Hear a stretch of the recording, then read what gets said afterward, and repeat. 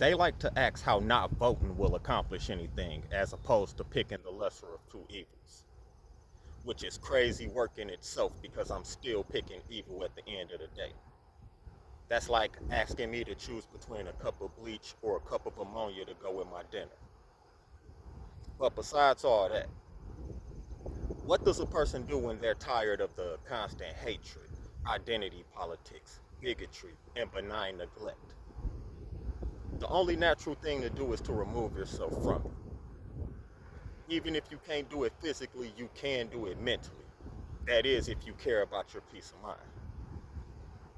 But anytime we talk about revolution, we seem to forget two things that come with a revolution. The first one being, revolutions don't have to be physical and violent at all. There's a thing called nonviolent protest for a reason.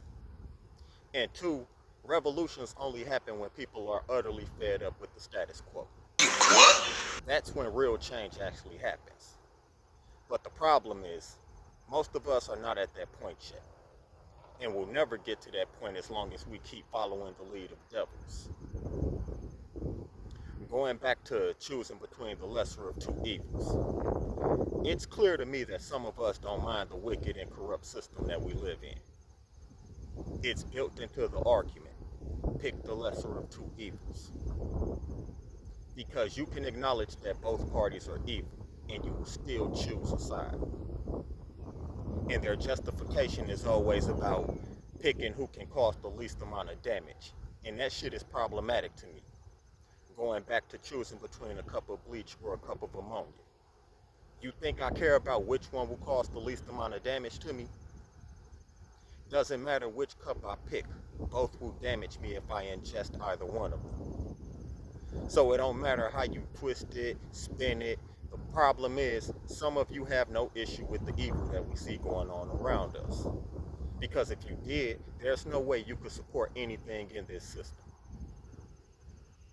And since most black people will never reach that point of enough is enough, they would rather burn with it instead of just letting it go and being free. And that's something each of us has to do as an individual. Forget about group thinking and emotional decision making and ask yourself, what do you want out of life? And remind you, no one can tell you that but you. You know what your likes and dislikes are. You know what you can do and what you can't do, as well as your financial status. It's not on me or anyone else to figure it out for you. Because there's really only two choices here. You can either be done, say enough is enough, and walk away from the system, or you can continue to be loyal to Satan and his wicked way of life. The devil is a wide open enemy for all of us to see. It's a choice to participate at this point. What more do we need to see?